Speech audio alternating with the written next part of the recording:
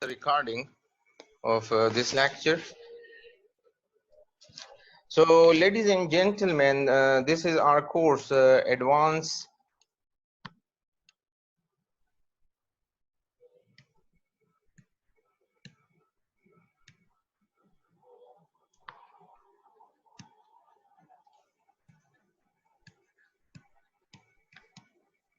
Operating Systems.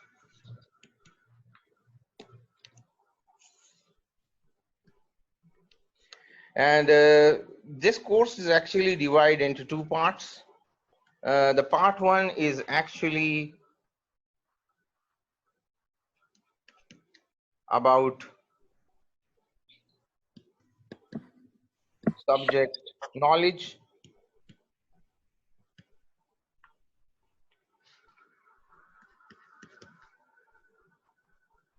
And for that purpose, we will study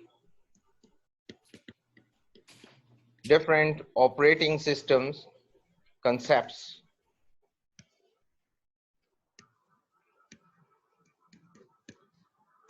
I will provide you the lecture material, and you will have your quizzes, your assignments, and your exams in that part. Plus, there may be a small project that you should know the basic concept of operating system.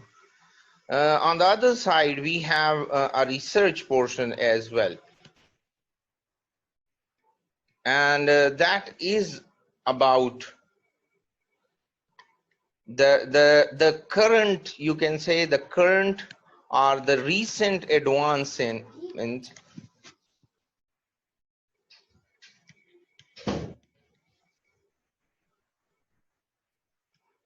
the recent advancements in the field of operating systems.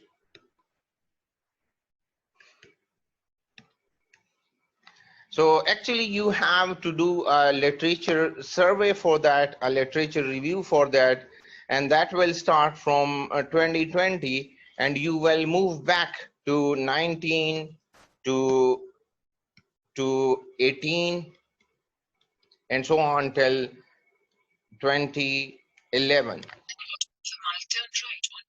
For 10 years, you have to search different research paper, and you have to write a review paper as well, a review research paper as well. First of all, I would like that this should be a paper acceptable for you, as well as it should be a paper that can be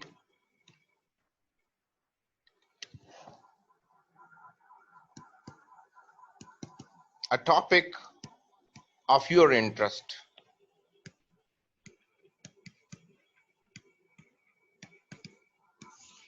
So I will give you this option or this liberty that you should select any topic of your interest. And then onward, if anyone is unable to select a topic, then I can provide you a topic or advanced topic that's what's going on in the field of operating systems. As you know about the course outline, let me discuss a little bit about it over here again. As I told you,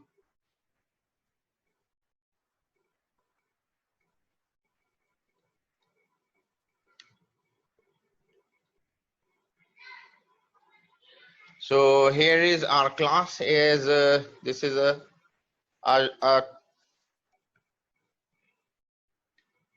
this is a course that we have to complete in 1 month, and that's why I have uploaded the new course syllabus, in which we will have class on Monday, on Wednesday, and on Thursday at the same time. and that will be 2.5 hour class. Also, we will discuss your queries as well. Similarly, the topics we will cover over here is about the distributed system, the distributed operating system, the process management, and the communication between these distributed systems.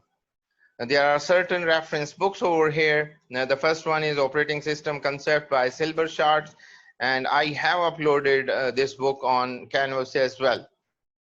Some other reference books that you can use: Modern Operating System by Andrew Tannenbaum, and Advanced Operating System Programming as well, specifically for your project. The grading policies are very clear, and I hope that you will not indulge in any plagiarism or copy paste in this course. Here is the grading policy that you will have 10% for your assignment, 10% for your quizzes, 25% for your midterm exams, and 20% for your research paper that I told you that you will write, and 35% for your final exam. So there will be written assignment as well as class quizzes that you will do over here. Here is, look at this, the research paper will be written by a group of 2 students, and this paper will have state-of-art literature review with the advantages and drawbacks in previous and existing design or approach. And similarly, what are the current enhancements done so far in that area or in that topic. You have to do the comparative analysis, and you have to draw a table as well, and you give a comparative analysis of previous and existing approaches, and you have to justify as well that what are the positive pros and cons of each concept. Similarly, you should also learn from that research papers and literature reviews that what kind of different means tools they have used for implementation purpose, and that will definitely help you to get an idea that how you will implement your thesis or your idea here as well. So going back toward here, so you have to select your topic of interest over here, right? And the quizzes, the assignment, everything is very clear. Let me start with the course. What is an operating system? So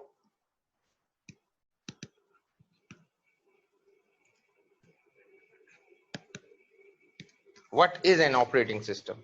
Look at this. If you divide this word into 2 parts, this is operation, and operation is actually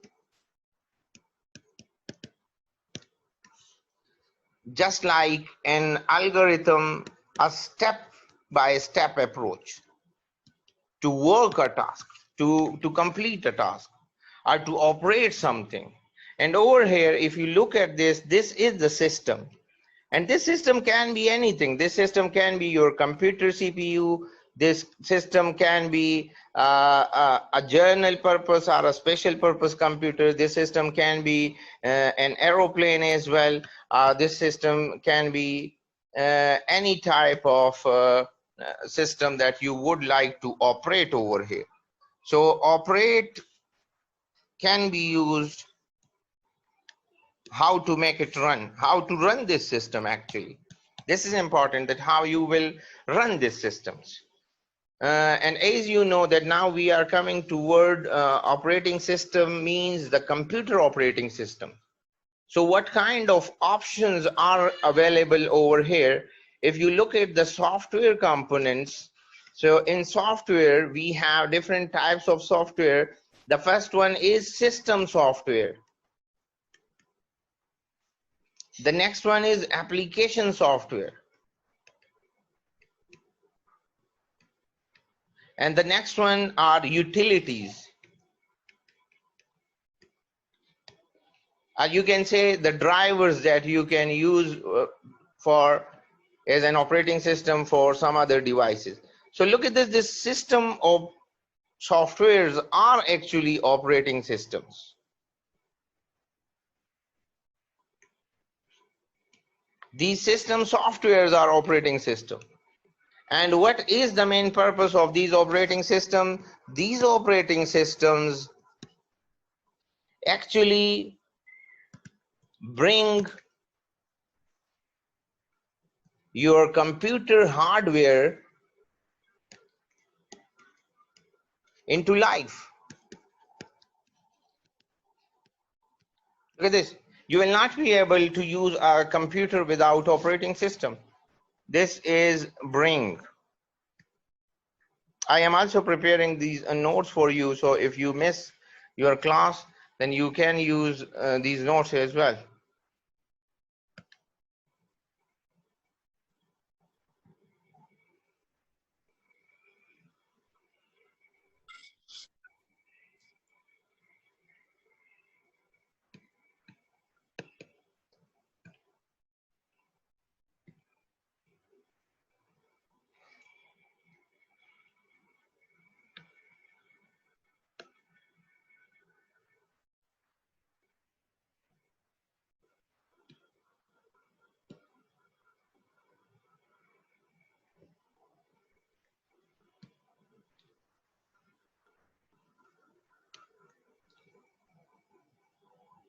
So now going toward next step.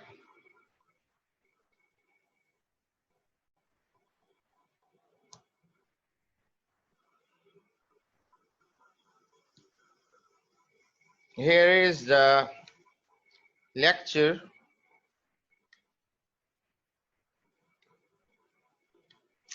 So we will start from distributed operating systems over here. And what is an operating system? As I told you that operating system is actually, is there any question? Yeah, the screen is not showing our end. I mean the slides. Screen is not showing? Yeah. Let me check it.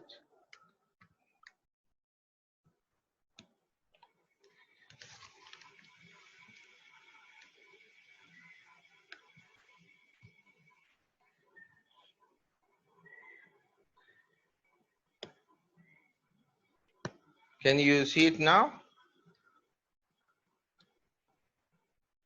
Can you see it now? Yes. Yes. Yeah. So operating system bring your computer hardware into life. And what are different hardware that are actually involved with your computer, with your operating system? And that is actually the memory unit. The memory unit. Now, if you go to the computer operation,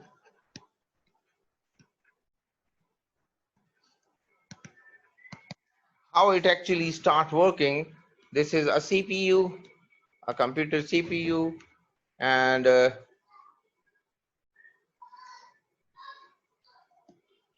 you have a power button over here.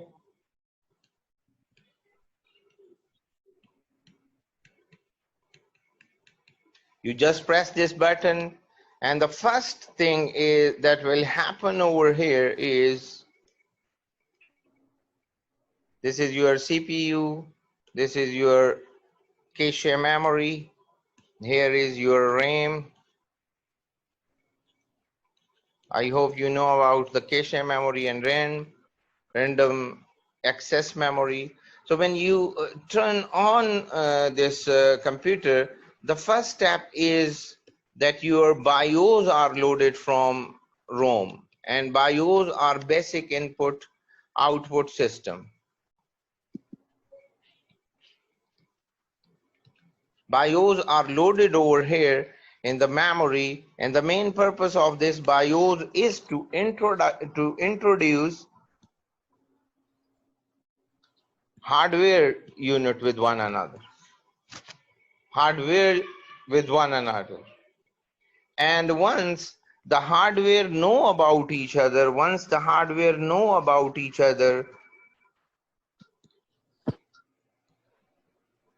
then the OS will be loaded. Then the operating system will be loaded into this memory. Here is your baking store. This is your baking store. We can say the hard drive or the baking store. The operating system will be loaded over here into this random access memory. And the part of operating system that comes here in this memory is called kernel or monitor. Kernel or monitor. So look at this. It also depends on the kernel size, that how much space you will have inside your RAM for swapping. That is the swapping area, and you will do the swap in and swap out operation over here in this area. It means if you have enough space, you can accommodate many programs, many processes in this space at the same time, because programs will go towards CPU, and then after processing it will come back into your RAM, and this process is called swapping process, because some programs are moving towards CPU and some are coming back after completion of that task. So how much space you have available for user, this is, look at this, this is user area in this RAM, and this is system area in this RAM. So how much area you have here in your RAM or random access memory. One more concept over here, that we can have a computer at home or in office, and that is a single standalone computer. This is a standalone computer. You have your CPU, your mouse over here, and you can work with this, and there is a single operating system. Like you are using OS, for example, Windows 10, Windows 8. You are using Macintosh. So this is actually a simple computer, a standalone computer, you can say.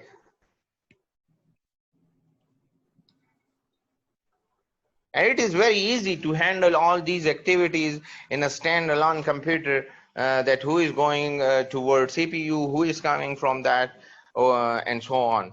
While in case of distributed system, you can see you have multiple computer.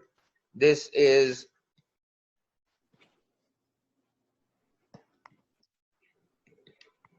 a kind of distributed system. You have multiple computers over here, and all of them are communicating with one another. And there is a single operating system, you can say, controlling all these computers. There is possibility that all these computers have a single memory unit, a single CPU, a single storage area, a single network connection.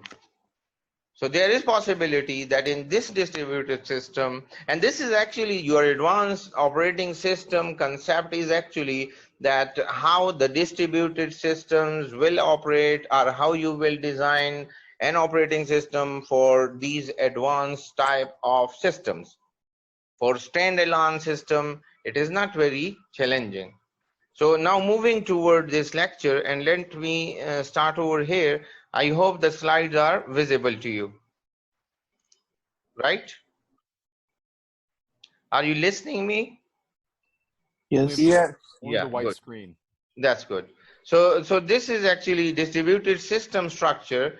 First, we will read about that what is distributed system and operating system. Look at this. What is an operating system? It is a modern computer that consists of one or more processor, main memory, disk, printer, various input and output devices, And managing all these components require a layer of operating system. Look at this. I already covered all these concepts. Professor, we can't see the slides. You can't see slides? Yeah. My God. Then when I open these slides, and can you see it now? No. No, Professor. No, just the whiteboard. Is it visible now? Yes. Yeah. Now it is. And when I Yes. go for slideshow, then tell me, is it visible now? Yes. Yeah. Right. So look at this. Managing all these components required a layer of software that is operating system. And as I told you, that the operating system is responsible to bring your hardware into life and let the application programs or the application software to use those hardware for different purposes. A modern computer is very complex. It has different network connectivities. It has means data or space or disk in terabytes. It can communicate video type of communication, audio type of communication, and simple type of communication. Therefore, it is impossible for every application programmer to understand every detail. And that's why, look at this, this operating system actually work like compiler or interpreter in this whole process. The operating system is responsible to translate your data from application softwares and send it to the hardware. A layer of computer software is introduced to provide a better, simpler, cleaner model of the resources and manage them as well. And that's why the operating system layer is actually called the middleware in this complete system. And the middleware actually get the set of instruction from applications and then onward to pass it to the hardware. And similarly, if there is any response from hardware side, then operating system is actually responsible to provide that as well. Now, look at this. It is very clear, as I told you, that in those lecture slides, that the memory is divided into user space and to system space, for system hardware and for user program. And the same concept can be seen over here in this slide, that you have a user mode and you have a kernel mode. So operating system actually lies in the kernel mode over here. And look at this, over here are the hardware. In the underlying layer, you have the hardware, while on the upper layers, you have the softwares.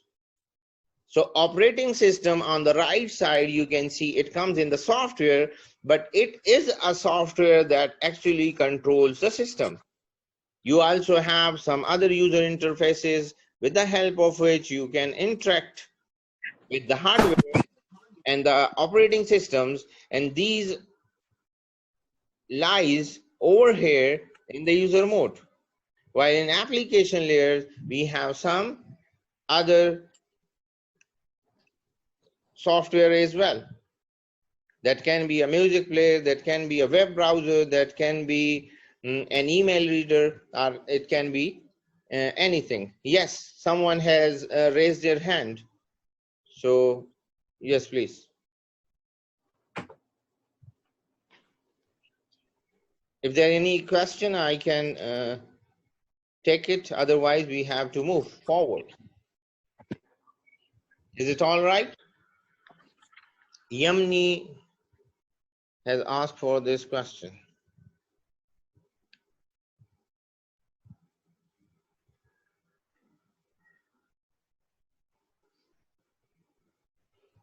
Is it all right? I think it's visible to everyone. Yes. Right, thank you. On the top of the hardware is operating systems, and most computer has two modes of operation. The first one is the kernel mode, and the second one is the user mode. Actually, the operating system runs in the kernel modes, and that's why I told you that as we divide the space, similarly we have different types of modes in which that software can operate. It has complete access to all hardware and can execute any instructions. And it is very clear that why you bring operating system to the kernel mode, the main reason is that you have to provide accessibility to those hardwares that they can access any means of operating system, that they can access any hardware, while the rest of software are in user mode and they cannot access those hardware unless and until the operating system is not involved. And that's why the user, or you can say the application software, has very limited capabilities. Now, as I explained in the diagram, you can see over here, you have a CPU process, you have the storage file, you have the memory address spaces as well, where it is saved. And similarly, you can have different types of people who are using that system, like industrial engineer who are designing the hardware. Then he should know about that the hardware design can be very easily understandable from the number of bits a system can carry, or the system bus can carry. For example, if there is a system bus which can carry 16 bits per second, another bus can carry 32 bits per second, another system bus can carry 64 bits per second. So look at this, if the system bus is 16 bit and you have 64 bits data, then there will be 4 attempts to transfer that data, because the data will be divided into 4 parts as 16, 16, 16 and 16, and you have to transfer that data into 4 clock pulses as 1 second for 1 means millisecond, 1 microsecond can be used to transfer 16 bits. And the main reason behind that is that your system is not equipped with that system bus which require for that type of heavy communication. That's why you will compromise on speed of data because of the capabilities of those hardware. Similarly, you can have kernel designer as well, who are designing those kernels, operating systems, as we discussed the monitor. Similarly, you have application programmers as well who may not know about that, what is the hardware, what is the operating system, but they have to make it operable to everyone. And this is actually the interoperability concept, that the application software should be usable or installable on all those hardware or operating systems which are available in the market. And that is actually the standard you should follow. And similarly, it should be understandable for the end users as well. It allow the operating systems as a resource manager, it allow multiple programs to run at the same time. As you can run many programs at the same time, you can play video at the same time, you can prepare your PowerPoint presentation, you can write any assignment in the MS Word file, you can chat with someone through internet, you can print your paper, and there are, look at this, these are all multiple programs that you can use over here. And manage and protect memory and IO devices and other resources as well. As I shared about the swapping, swap in and swap out. Operating system is actually responsible for all those.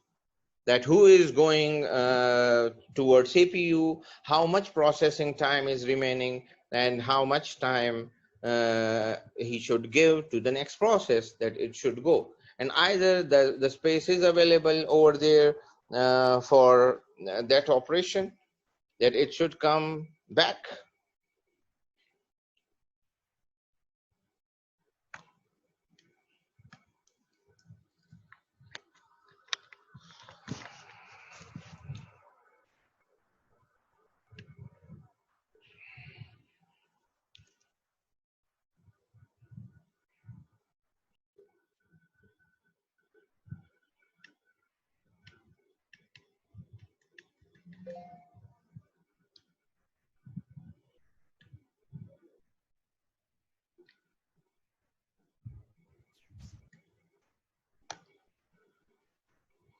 So the modern operating systems run multiple program of multiple user at the same time. We have multiple program, and imagine what happen if several programs want to close at the same time. How to account the resources usage of each process? How you can do that? Look at this. If multiple programs want to print at the same time, then there is the concept that you should provide different time slot to those users or those programs. And that is the easiest way that you can define a different time slot for each user. How to account the resource usage of each process, how you can do, how you can manage. And similarly, resources can be multiplexed as well. How to ensure the fairness and efficiency as well. Like there are one printer, there is one scanner, there is one camera, and everyone or every user want to access that, then how it would be possible for operating system that to ensure fairness and ensure the overall efficiency of those processes, how it would be possible. So these are actually the responsibilities of a modern operating system, that they work with other applications, provide resources to all other softwares, all our programs, and similarly also provide access to different hardwares as well. So the operating system is actually responsible to bring some balance between those softwares and those hardwares component. Operating system, look at the summary over here. Operating system is a software, and it is a complex software. And complex software means that it has visibility of both hardware as well as softwares. Similarly, it runs in the kernel mode, not in the user mode. And with this kernel mode, it is very clear to all students, or should be clear, that in this kernel mode, you can easily access the hardware components. It also manages the hardware, and the main thing is that if anything that comes in the kernel mode would be able to manage hardware as well. It also provides a friendly interface for application programs as well. A friendly interface actually means that the operating system provides such an environment or such capabilities to the users that they can easily interact with those hardware components. And look at this. Here he has given a typical memory hierarchy where the numbers are very rough. And as you move up, the access time will increase, while the capacity to store some data will decrease. Look at this diagram. At the top is the CPU register. Actually, these registers lies on your CPU board, that is close to your control unit, that is close to your ALU, arithmetic logic unit, and they directly put data in those registers and can get data from those registers as well. That's why you are actually getting a speed of 1 nanosecond. It is now increased much more. I have just a few days back, I have seen an article on BBC, and they say that Japanese has actually invented a new computer, and that is a new supercomputer. And I will also share that article on the board as well, on the canvas as well. Next is your cache. Look at this. Here is 2 nanosecond, and you can store 4 MB, while here it is less than 1 KB. Here you can store 4 MB. And next one is the 512 2048 MB, that is the main memory, and then your magnetic disk, and you can have some other disk as well.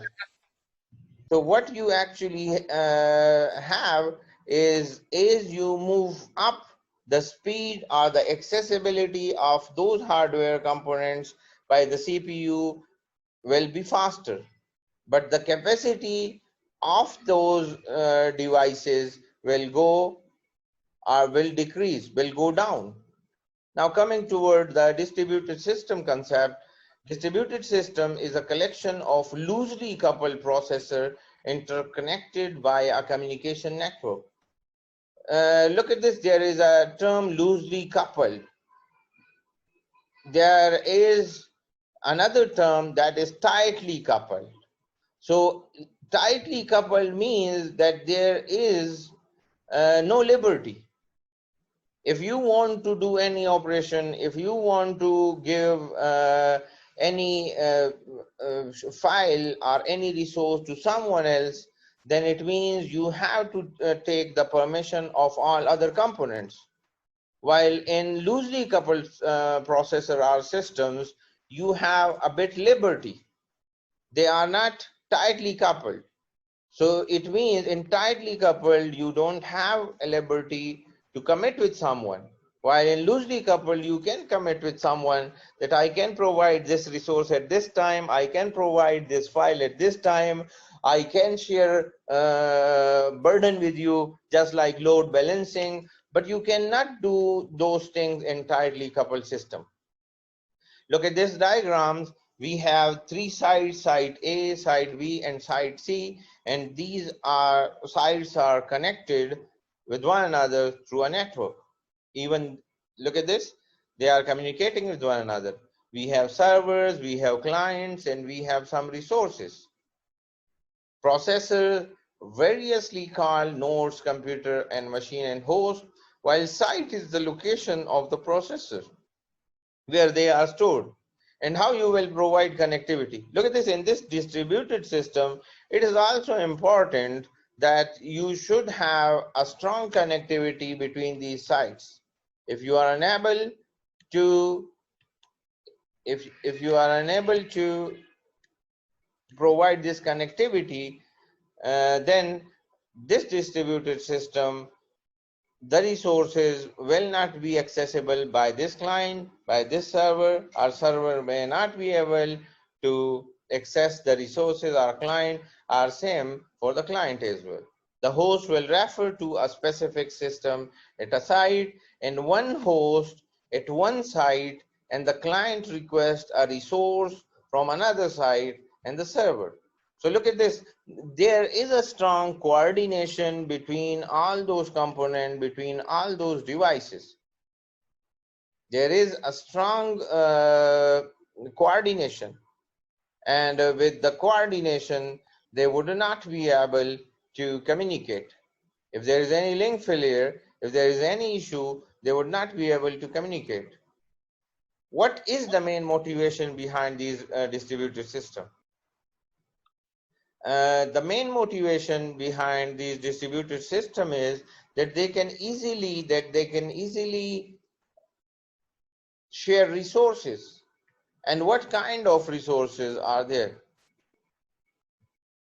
So you can have printer as a resource, you can have scanner as a resource, you can have the CPU device as a resource, you can have some memory unit, or you can say the backing the storage drive as a resource. Just like nowadays you are going to store your data on the cloud. So if you don't have any connectivity, how you would be able to store your data on the cloud? Or you have already stored some data, how you will access that data from the cloud if you don't have any connectivity? Similarly, you can use remote specialized hardware as well. Sometimes you are using GPUs for different experiments as well, for different simulation as well. If you don't have the connectivity, how you would be able to access that? And similarly, using specialized software as well at the remote site, that you are able, or you are requesting, or you want to access some specialized software that are used or that are installed or that are available at the university server. It also speed up the computation is by load sharing, by moving jobs to slightly loaded sites. And that's what I told you. This is called the load balancing. That if one site is free and another site have a burden of 10 processes, then this is a load sharing concept that you will transfer 5 processes to any other site. So the other side would be able to execute those processes and will provide final results to the user. Load balancing or load sharing is also possible with the help of this distributed systems. It will also increase the reliability of the system, detect and recover from failure as well. And you can also look at this, reliability can also be increased. And reliability actually means that you can rely on the system. You can trust on the system. How reliable your system is means how trustworthy, how much trustworthy your system is. That you will assign this task to this computer or this system, and it will give you the final result up to this time. And similarly, you also have different types of communication concept, the message passing or file transfer. Similarly, you can log in, you can email, this is RPC, that is called remote procedure calls. There are 2 types of distributed operating systems. The first one is network operating system, and the second one is distributed operating system. Now look at this. He will differentiate that what is the difference between network operating system and a distributed operating system. So in network operating systems, the users are aware of multiplicity of machines that are transparent and more difficult to use. Access to resources of various machines is done explicitly by remote logging into the appropriate remote machine, like through Telnet or SSH, that is secure shell. So look at this, you know about that what is your IP address, what is your MAC address, where you will send, what is the switch IP address, what is the server IP address, and how you can send your data to that. Similarly, on network, you can configure a network printer, a network scanner, a network storage device. The only thing that you should know about the IP address or sometimes the MAC address of those systems. And you can easily ping those systems. So it means you have a visibility if you want to access something. And similarly, you also know the concept that what mechanism is actually followed to access the remote system. Like like accessing a remote desktop or transferring data from remote machine to local machines while file transfer protocol. And it required explicit FTP commands like get, put, and store. While on the other side, in distributed operating system, users are not aware of multiplicity of machines. Access to remote resources similar to access to local resources. And look at this, the example of this can be Zoom. You are now connecting through Zoom and present in this class, but you don't know about where the Zoom server is.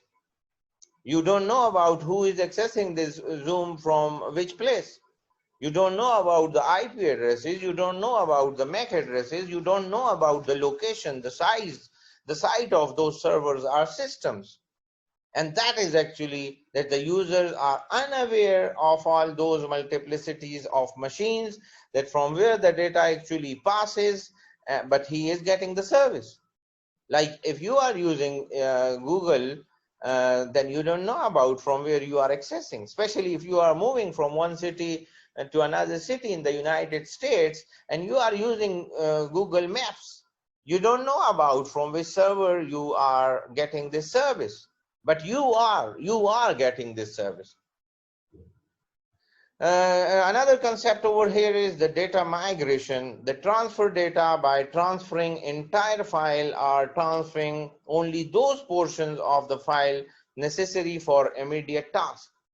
You can transfer data, and as I told you about the concept of clouds, you also have some free space on the cloud, but if you want or you need more space, then you have to pay for that. There is an older version of Andrew file system that moves the entire file to local site. Sometime, even if you are doing some simulation, sometime it is required that you have to share the complete file to the server. Even your personal computer is not capable to do all those things. Because of the limited resources, because of the limited processing power, the server is unable to do that. So you can transfer. Another thing is that the network file system only moves parts that are needed over there. The important thing you can transfer over here. And another thing is the next concept is the computational migration, that you transfer the computation rather than the data across the system. You have a good server who has very high computational power, and you just transfer the main concept and let the server do those computations for you. If it takes longer to transfer the data than it is to execute the command and then migrate operation. And look at this, you always give SQL queries in the database. Asterisk, select this and copy this, execute this, delete this, transfer this, and you have many commands over the operating system, means the databases, with the help of which you can transfer your computation. Another concept over here is the process migration, that you actually do execute the entire process over there on the other side, on the server, or part of it sometime at different site as well.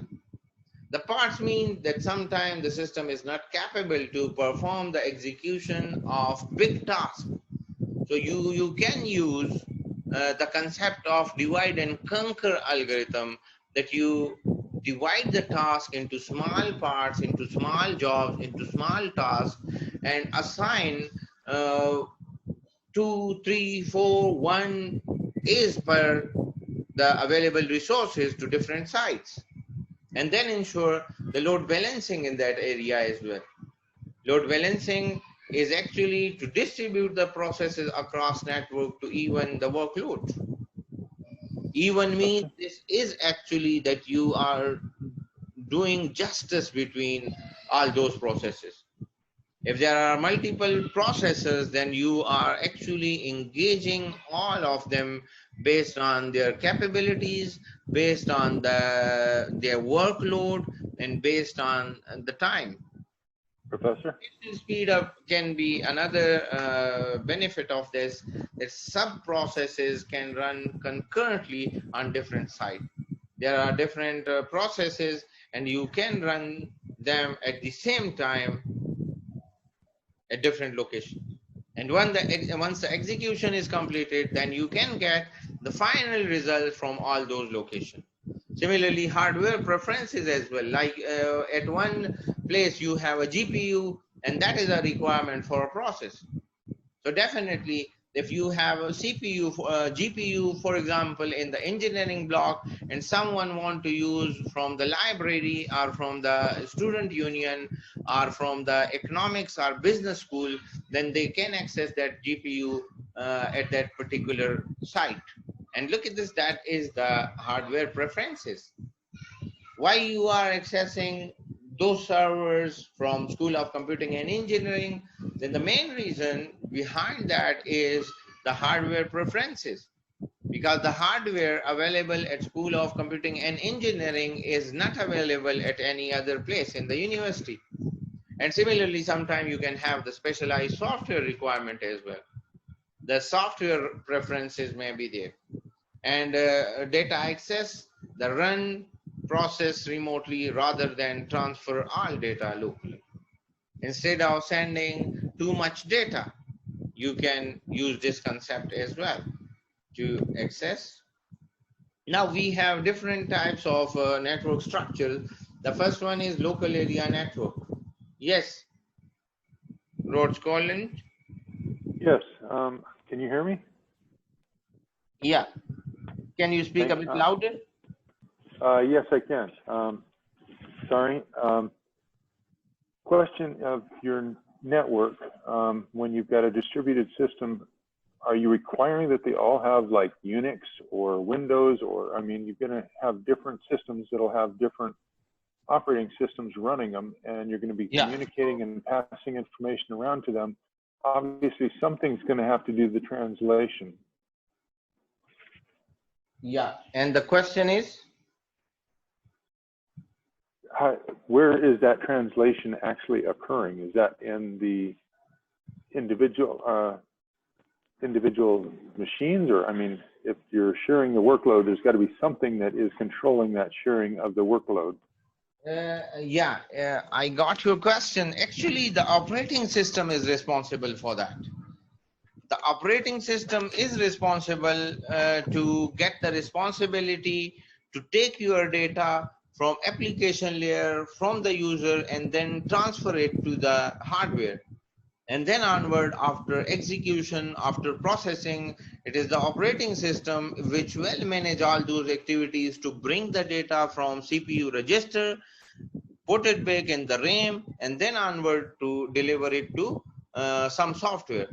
And that is in case of a standalone computer. While you have a main or major responsibility in terms of distributed system, that you have to deliver that data to any other computer, any other remote CPU. And then for that purpose, you also have to maintain the addresses of those sites as well. Like, for example, you are sitting at UMKC and you request something on your system and the data is stored locally on your system, then it is very easy. And that's what I explain even on the paper, that it's not very challenging for operating system when there is a standalone computer. But when there is a distributed system and the system or the queries comes from different sites, then you also have to maintain the addresses, the locations, and many other things. Because once the execution is completed and you have the final results, then the system is responsible to transfer those final results to that specific site from where the queries actually came. And that actually overloaded the operating system, or you can say multiply the responsibilities of those operating systems. I hope it's clear now. Yes, thank you. Welcome, welcome. So next we are moving toward the network structure that we can have. And it's almost the same as well, the local area network. So when it's a local area network, it means that all devices, all hardware devices are locally connected with you.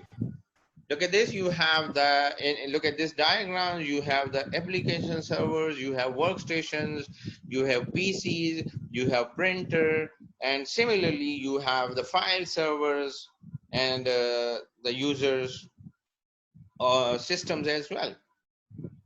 So it means all those nodes are locally available, and the local connectivity is important for those.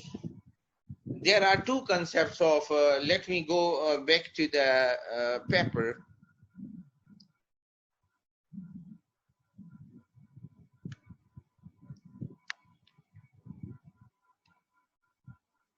I hope you can see this, right?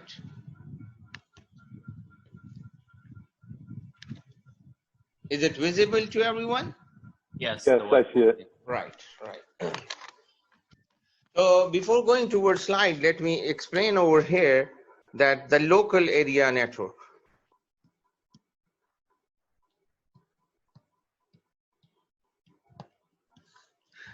Look at this, there are two concepts. One concept is that decide a local area network based on area. But this concept is very confusing. Reason is how much area. Some people may say that in a single building, in on campus network,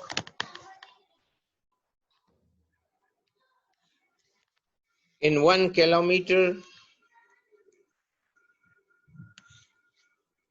within a city. So look at this, it is not clear. Either it's 100-meter area, either it's 1 kilometer area, either it's 5 kilometer area. So that's why the concept of area is a bit confusing. That's why some authors have given another definition that is a hardware-based definition. And over here, they say that a switch-based network will be called local area network, LAN. So now if it's a switch-based area network in 5 kilometers, it will be called a LAN. If it's in a city, it will be called a LAN. If it's in a campus, it will be called a LAN. If it's in a building, it will be called a LAN. And similarly, if it's a router-based, then it will be called WAN, wide area network, right? And similarly, if it is a kind of metropolitan area network, MAN. And similarly, if you are adding gateways in this, then it will become a WAN as well. So it will be a router plus gateways, router plus gateway. And similarly, if you are going to combine the LAN plus MAN plus WAN, then it will become an internet. And that's why internet is actually called the mother of networks.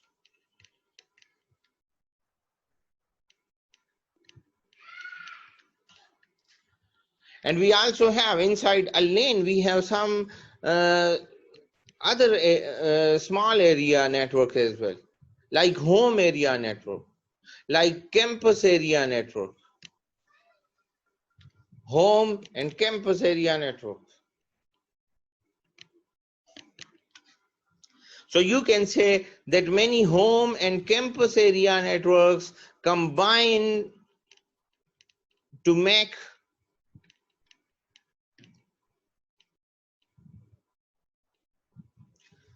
a LAN. Many LANs combine to make a MAN, and many MANs combine to make a WAN, and many WANs combine to make an internet. And that's why you can say that internet is the mother of networks, because all those small networks lies in the internet. Moving back toward these slides, and you can see over here, this is the local area network. Look at this, the topology. What kind of connectivity you have? Either you have bus, ring, or star. The broadcast is fast and cheap, and similarly you also have different types of connectivity medium as well. Like if you are using 10 base T, you can have 10 Mbps per second. If you are using 100 base T, then you can have higher speed. If you are using FDDI, that is a dual ring fiber based network, and in one ring it's a clockwise operation, and in another ring there is an anti-clockwise operation. Here is again the wide area networks. Look at this, it links geographically separated sites as well, and there can be a point-to-point connection over long haul lines, often leased from a phone company. And as it started from ARPANET back in 1968, and now it grew to become the internet with the help of these communication links, like your telephone lines, your microwaves, your satellite channels, and your fiber. And there are many more concepts that the main nodes are the computers used here are mostly mainframe and communication processors and routers to link the regional networks with one another.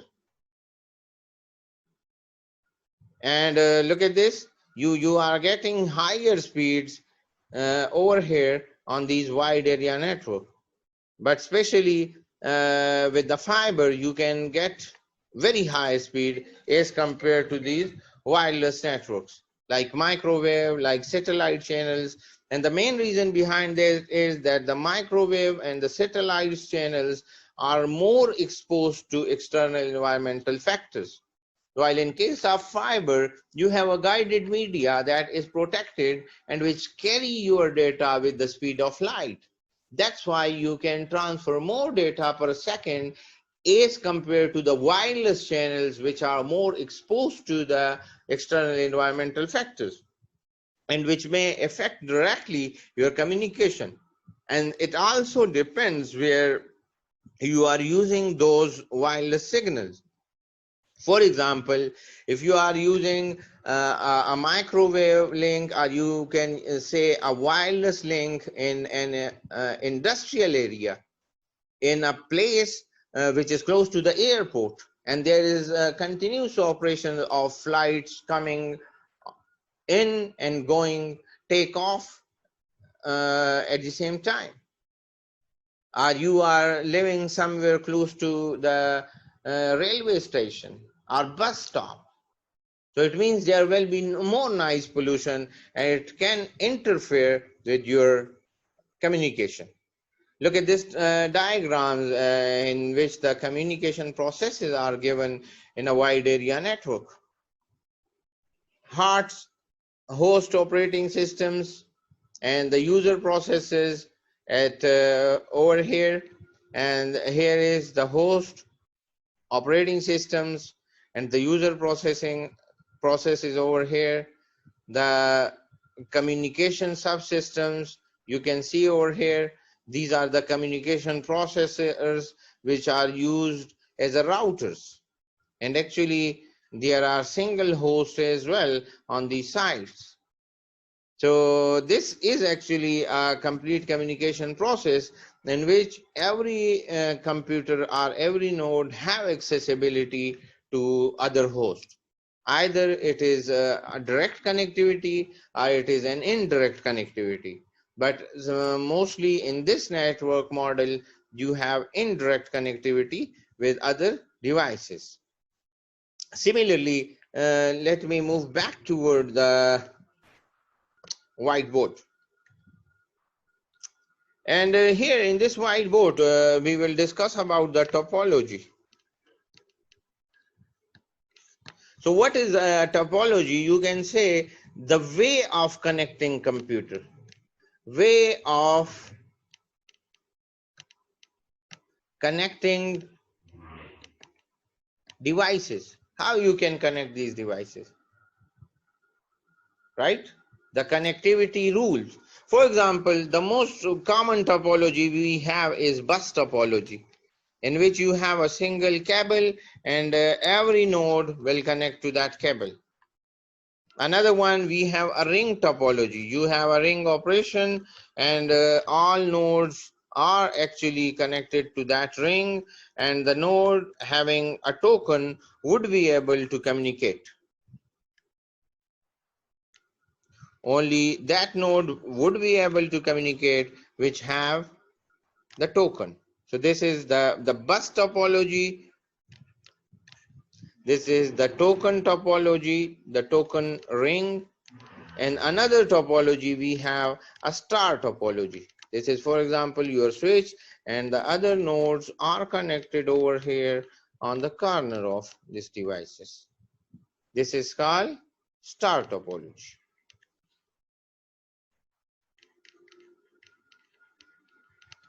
The bus topology is the cheapest and most commonly used. This is very commonly used, very common, right? This star topology is called the most dangerous topology. The most dangerous topology. Because any failure of this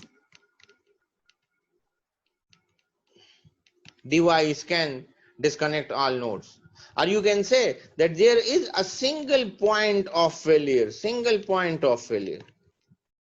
And another one can be the hybrid topology, in which you can have bus, you can have ring, you can have a star topology at the same time.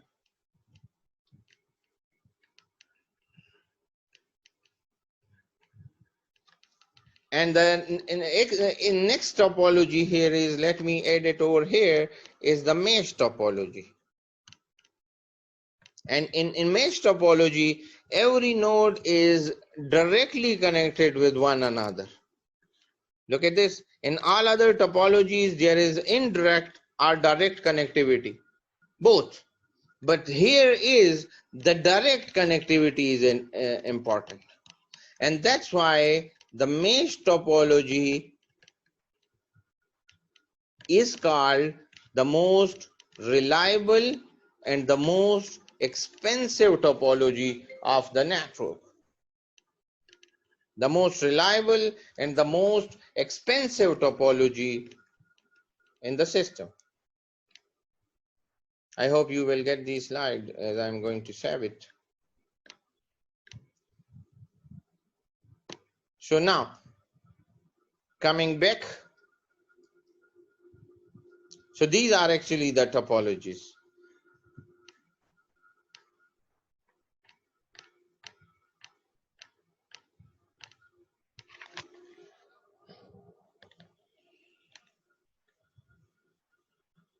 Yeah. Site in the system can be physically connected in a variety of ways. They are compared with respect to following criteria. What is the basic cost? How expensive it is? And communication cost. How long does it take to send a message from one site to another site? This is actually about time. If it takes longer, then it means there will be delay. And another one is the reliability. If a link or a site in the system fails, the remaining sites still communicate with each other. So here is the main concept that if there is any link failure, as I told you about the single point of failure, if there is any failure over there in star topology at that point, then there may be no connectivity among all those devices, and they would not be able to access any hardware, any software, or any specialized tool over there. There are various topologies, as I explained to you. Yeah, so you can see we have a mesh topology, a fully connected, and then partially connected, and a tree structure topology.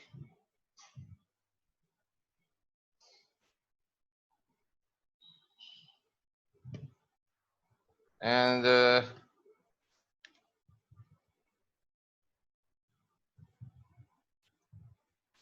next is the star topology, and then the ring topology. So this is the main concept that we are looking for. Now, going toward the communication structure, I think we should start the question answers now. So we can discuss your questions as well before moving onward.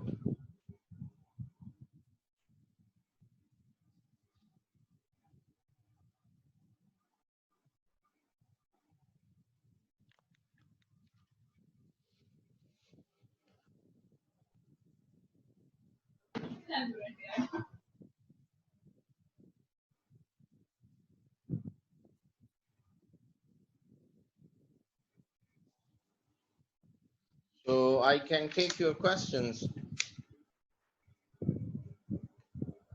I have a question. Yeah. My question is, are there operating systems that are better suited for various network topologies, or is it, or do they basically fit each other? It's one size fit all.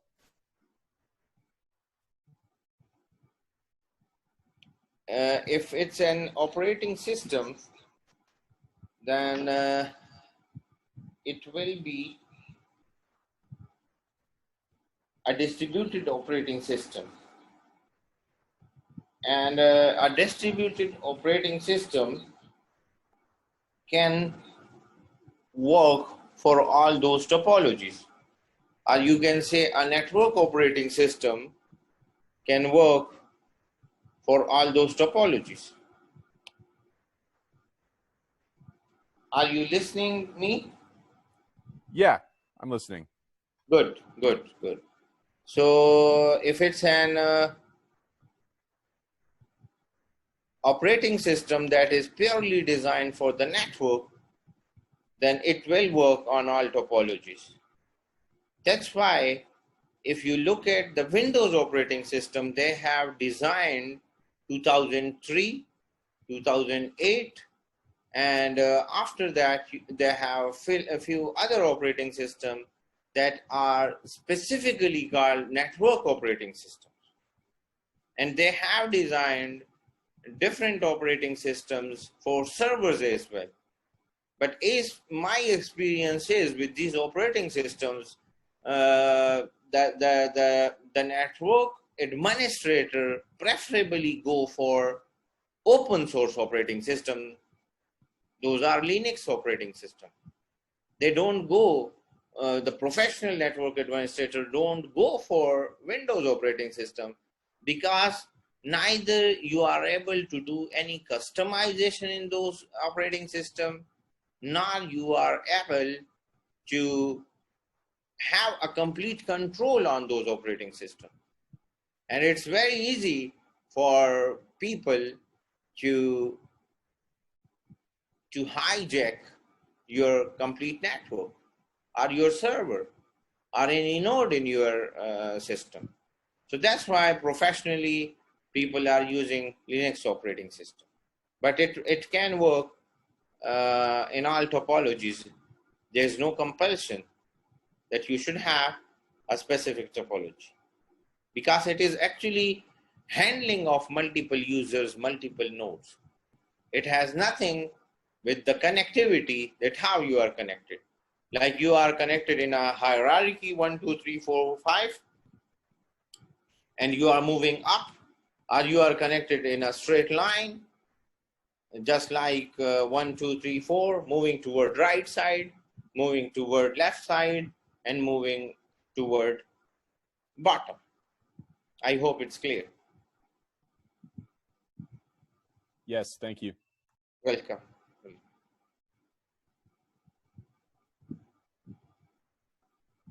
So is there any other question?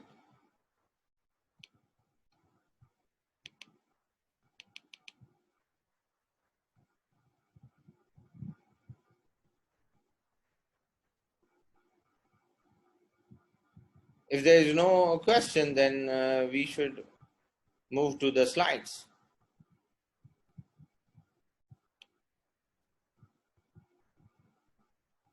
Are you listening? Yes. Hello? Yes, Professor. But no one is actually responding. This is enough for today.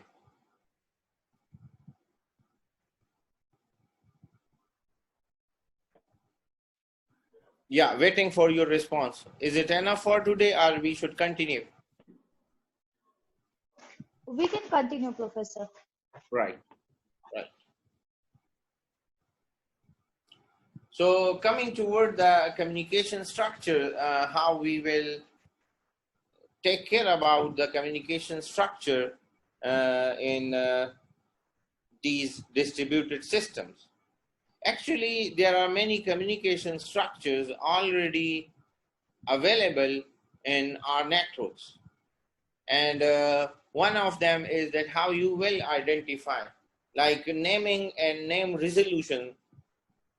How do two processes locate each other to communicate with one another? If you look at the communication system at UMKC, then with every ID, a UMKC and the school name and then the department name and the year in which the student is enrolled will be given over there on their ID. However, those IDs are used for your identification. And based on these IDs, you can access an individual, you can identify the program he or she is enrolled, you can identify the school, the department, and even the place they are taking a class right now. Professor, are you talking to slides? Because we're not seeing slides right now. This is slide number 23. Okay, it's not displaying. You're not sharing. It's not showing.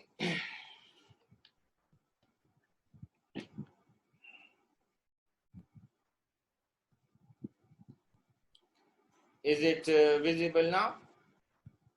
No, Professor. We are not able to see the slides. Check it now. Yeah, now we are. Right.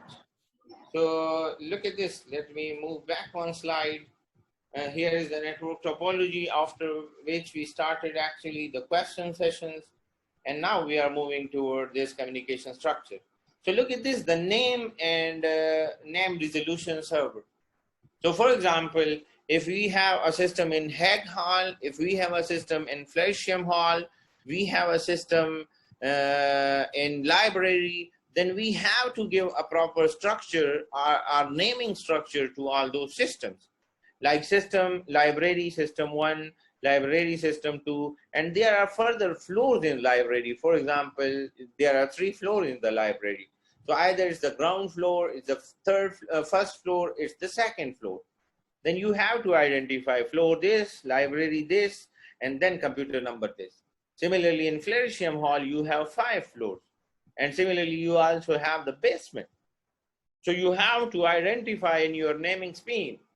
The naming scheme should be basement, system 1, room this, similarly ground floor, first floor, second floor, third floor, and so on. So this is actually the naming criteria you are giving to the system. Similarly, what kind of routing strategies you are using, how you will route your request. Similarly, moving back to the whiteboard over here, just to explain that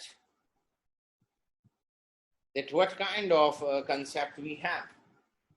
So in routing strategies, we have we have 2 types of systems. Number 1 is that you are totally dependent on your servers. Look at this. We have 2 types of networks mean structures, and one is the client server environment.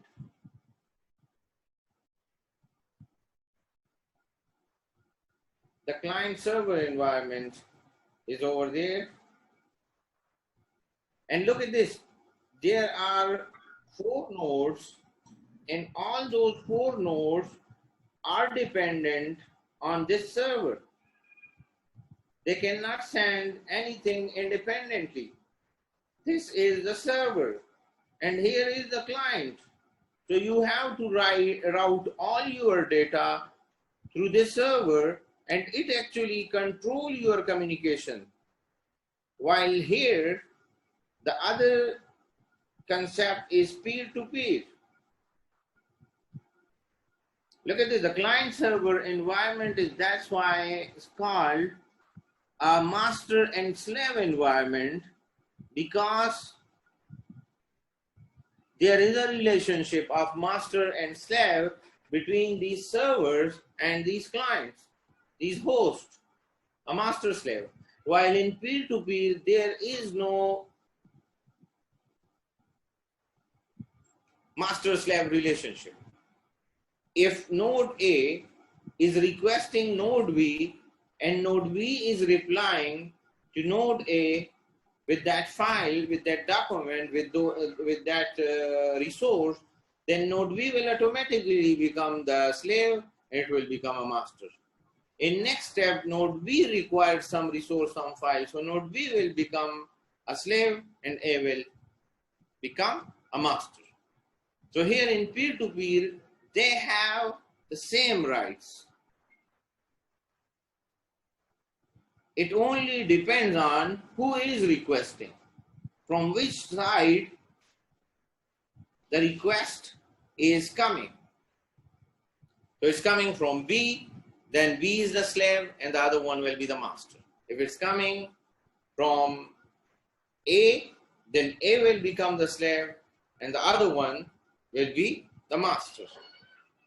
So you have different types of strategies that we will discuss in detail, but just to give you this concept about it, that how they will work with each other. So moving next is the connection strategies. And the connection strategy is how two processes send a sequence of messages with one another. And you know about the TCP handshaking protocol, that there are 3 steps involved to start that communication process. And the main reason behind that 3-way handshaking protocol is that you should know about the capabilities, the sender should know about the capability of receivers, and the receiver should know about the capabilities of sender. So that is really very important before establishment of any connection. The 4th concept is contention. Contention is actually a competition between multiple users for a single resource. Like for example, if many people in this class want to ask a question, then they should raise their hand and they should wait for their turn. And same is the case, the network is shared between multiple devices, so they should have a strategy to control, to resolve the contention between multiple users. Because in this case, there is conflict or there is interest of users to get that resource, which is the communication link. Now, moving toward details of that naming and namespace resolution. So name system in the network is an address message with the process ID. As I told you, the same concept. And similarly, you identify the processes on remote systems by host name and its identifier. That's a pair. As I told you, if you have a system in library, in Flersham Hall, first you have to decide on which floor it is. So look at this, what is the name of that system? As we have different departments in Flersham Hall, on ground we have physics, after that we have mechanical engineering, after that we have civil engineering, and then after that we have computing and electrical engineering. And on the top floors are offices, are some research labs over there. So you have to provide these identifiers, that what is the system name, it belongs to which department, and then what is the location, and what is the identifier. So in this distributed system, actually we are using DNS, domain name service, which specify the naming structure of the host, as well resolve a name to an address, like internet. And that is the name server responsibility.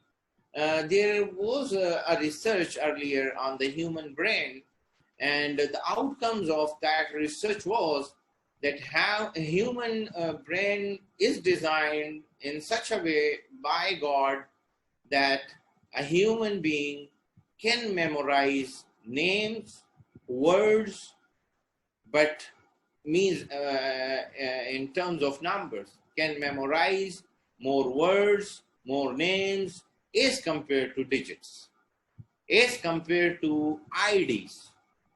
So that's why they design these DNS servers, because of the deficiencies of human brain. And the most important thing is that now you just memorize umkc.edu, yahoo.com, gmail.com, facebook.com, etc. And then onward, DNS server is responsible to provide you the digital identification, or you can say the numbering, that is the IP address in this term, to the user or to the node or to the system which actually requests for that. So over here we have different types of domain is across the world, and the top level domains are edu.com.org. If you look at this, umkc.edu, it means you are directly connected. UMKC website is directly connected to the top level domain. It's not connected to the low level.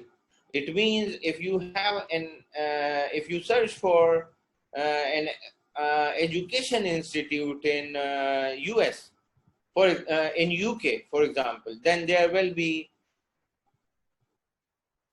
oxford.edu.uk. And UK is actually identified for the country, but you don't have all those things in US, like umkc.edu. Look at this, like fsu.edu, like mit.edu, like stanford.edu. So all these top level domains actually exist in US. That's why you don't add .us after .edu. But if you move outside US, then if you are going to Canada, then you will write CA. If you are moving to Australia, then you will write to SU. If you are moving to Kingdom of Saudi Arabia, then you will write their code. If you are moving to France, then you will write FR. If you are moving to Germany, then you will write .de. If you are moving to UK, you will write to UK in the end, just to identify. And look at this. Similarly, this is an education domain, then this is the university, and then onward, the CS department actually comes. And after that, you can see here is the program in which you are enrolled. It can be MSCS, it can be EE, it can be other things as well. Next one is toward the routing strategies, that how you will route your data. As I explained further, that we have two types of structures in our distributed system, the peer-to-peer and client-server environment. So you should also know about that, how the system is. Either there is a full liberty, just like peer-to-peer network, that you can send to anyone, or you are dependent on the server. And once the server, you will request to the server for any action. And once the permission is granted, then you can move forward.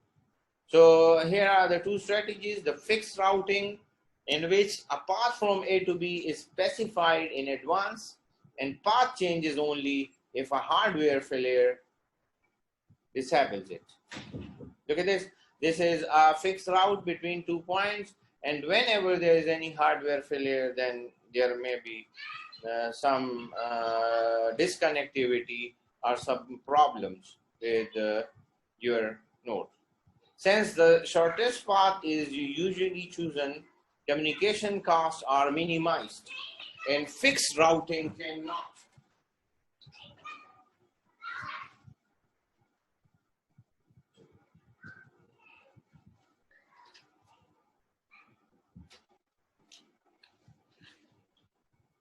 And fixed routing cannot adapt to load changes as well.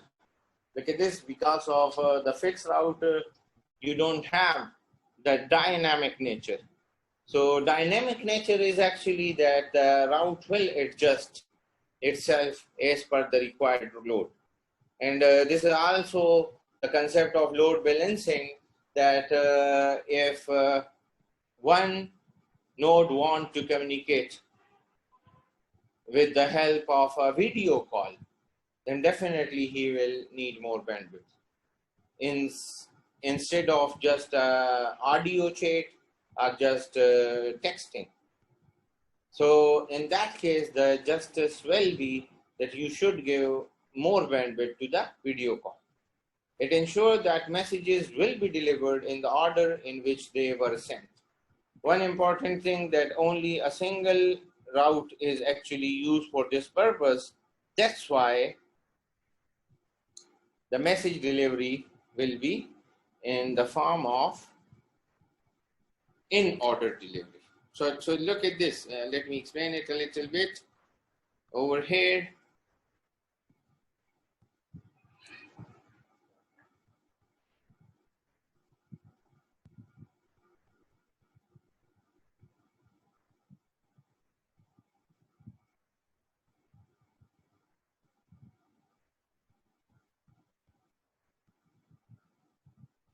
so these are the two people who are communicating with one another, right?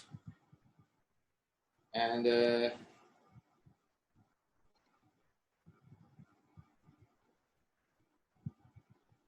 here is the third person who is working on his mobile phone.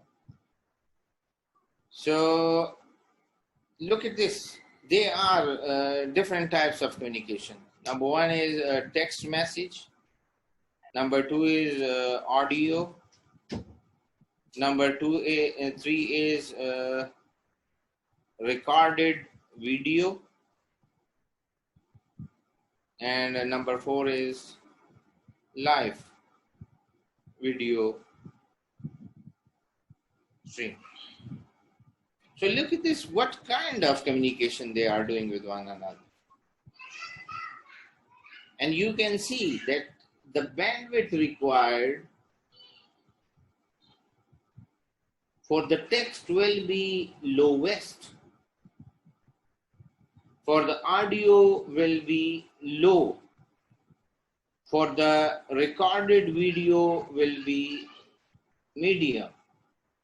And for live stream will be high. I hope you understand this, right? Hello? Yes. Yes.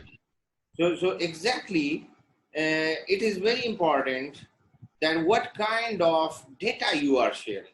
If you are sharing text, if you are sharing audio, if you are sharing recorded video or live stream, then you will need this much bandwidth. And the concept of operating system, the earlier question asked by the gentleman about these, that what operating system do, so actually operating system will assign these priorities. You have a bandwidth, for example, 100 MB, then it is the responsibility of operating system to divide it into these terms, like the text will need less, so he will decide to assign 5%. Similarly, audio after that, then he will assign 15% to that. If it's going for recorded audio, it can assign 30% to that. And then for live chat, it can assign the maximum. So look at this. This bandwidth allocation is called fair allocation of bandwidth. And similarly, we will assign resources just like that. This is called fair allocation. If we go for justice, then this is justice. That we have four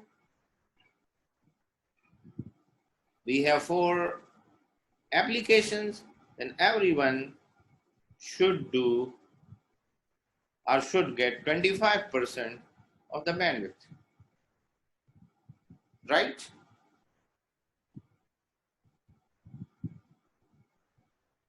So this is actually the concept of fair allocation and allocation with justice.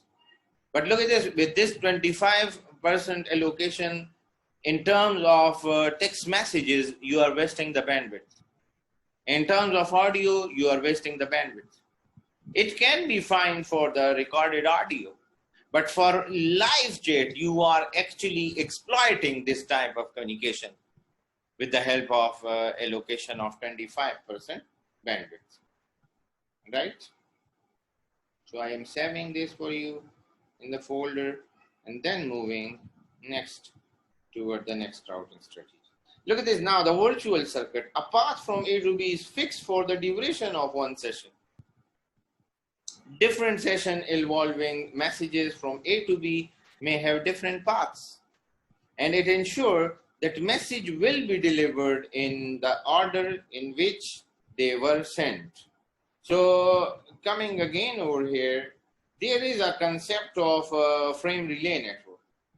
If you know about the frame relay network, there is a concept in which we have virtual paths like this, virtual paths, and then these virtual paths are actually divided into virtual circuits. So we have for virtual paths, let me write here. And inside virtual paths, there are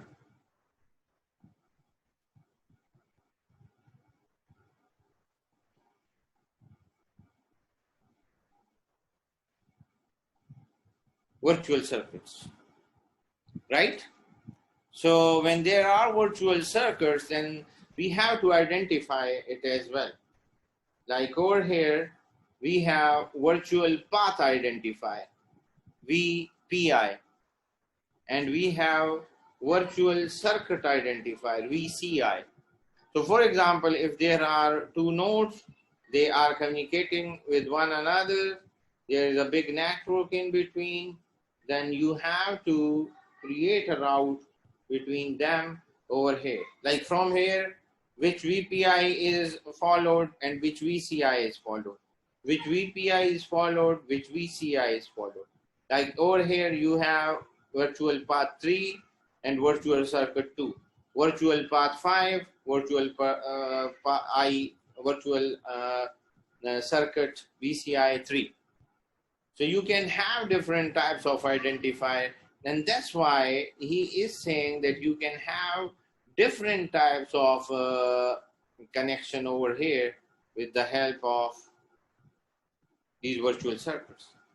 These are not fixed. And the third one, the next one is the dynamic, which actually changes with time to time. Which one is the best? The path used to send a message from site A to site B is chosen by when a message is sent. So this is actually the dynamic concept. And usually a site sends a message to another site on the link least used at the particular time. It means if a node is least used, then it means you have highly bandwidth available for communication. And there is also a concept of a protocol that is open shard test path first. So it means open shard test path first will preferably go for less number of hops. Shard test in terms of distance. But over here, you are preferably going in dynamic route for the bandwidth. The priority is not the shortest path, less number of hops, but the priority is that you should have more space to carry your data. If you go into the concept of bandwidth, then you can design, you can define the bandwidth that the capacity of a link to carry your data.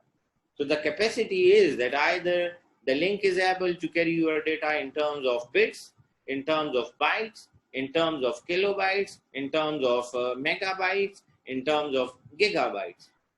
And similarly, if you move toward wireless communication, then you can say that the range of frequencies available for communication to carry your data from one node to another node. That is a bit different as compared to Bicast links with the frequencies. It adapts to load changes by avoiding routing message on heavily used paths. And these messages may arrive out of order as well. So look at this, as the same link is used in fixed routing, then there is no problem of out of order delivery. But here, different types of links are used, then there is a possibility that there is an out of order delivery over here, while over there, there is no out of order delivery, right?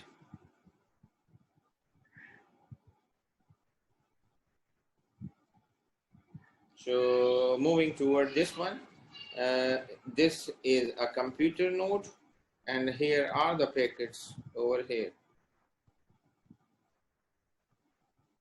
And there is a single link. And here is the destination node. You 1, 2, 3, 4, 5. So look at this. You have to put it over here like this. 1, 2, 3, 4, 5. 1, 2, 3, 4, 5. And similarly, it will be delivered over here in the same order. 1, 2, 3, 4, 5. And similarly, 1, 2, 3, 4, 5. While if you have a dynamic routing strategies, then there will be a switch over here between, the switch is connecting this way, here's another node, here's another node, there is no node, and then onward it will be delivered. So look at this, if you are going to send the same data, so it will be in order till this level. But after that, there is possibility that 1 is going on this, 2 on this, 3 on this, and 4 on this, 5 on this, right? And there is some failure of this node, or there is any congestion because there are some other nodes sharing this device with this. So it means there is more burden on this device. And because of this burden, the packet number 2 and 5 will be delayed.